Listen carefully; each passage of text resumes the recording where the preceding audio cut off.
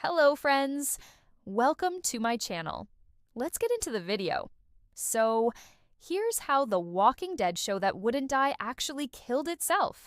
And it's not just because it had one of the most brutal character finales ever. No, that was earned. That was the right move. It was years too late, but that wasn't the problem. The problem started way earlier. Here are 5 ways The Walking Dead overstayed its welcome. 1. Same plot every season. Now, this is an easy one. To explain, each season of The Walking Dead follows the exact same formula. New threat arrives, people panic, Rick has a vision, people die. Rinse and repeat.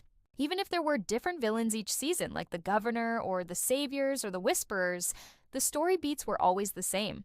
And to be honest, even the villains were basically the same. Each new villain was just a more extreme version of Rick. For example, the Governor wanted a community of survivors to thrive under his leadership.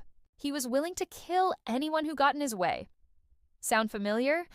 That's literally Rick in Season 1. What? The best villains are supposed to be reflections of the protagonist's darkness, not carbon copies of the protagonist's light. 2. Negan's redemption.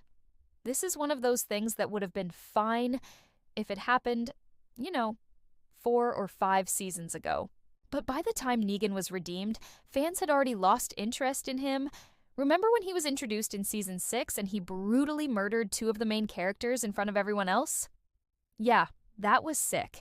And then he became the main villain for the next 2 seasons. And then he became a hero by the end of Season 9. Now, sure, he did some heroic things in between, like saving Judith from a walker, but that doesn't negate the fact that he spent half the series being a cold-blooded killer and then half the series being a goody two-shoes. Fans expected him to be a complex character with good and bad qualities. Instead, he was given the classic black and white treatment. Good guy, bad guy, good guy. And don't get me started on the whole Lucille thing. They really tried to milk that redemption arc for all it was worth. 3. Main characters became invincible. If you can't kill off your main characters, what makes you think your audience will care about them? When we meet Rick Grimes, he's a conflicted but ultimately good-hearted man who will do anything to protect his family. We root for Rick because we see ourselves in him. We also root for him because we know he can die. As the series progresses, however, Rick becomes increasingly reckless and less relatable. And not just that, he becomes straight-up overpowered. Do you remember when he single-handedly took down the entire army of the undead? Yeah, that was cool, but it also established that he's basically the chosen one, which makes sense in a world where everyone else is a regular old person. Sure, maybe he's a little stronger than the average bear, but come on, he's still human. By the time he single-handedly took down an army of thousands of walkers, he stopped being a relatable character and became a Mary Sue. 4. Endless spin-off bait. There's a big difference between setting up a spin-off and milking a character for spin-off potential. And The Walking Dead did both. For example, there was the hilarious and underrated talk show within a talk show, Fear the Walking Dead. That was a clever way to expand the franchise. Then there was Fear the Walking Dead, which was less funny and more tedious. And then there was World Beyond, which was neither funny nor tedious, just bad.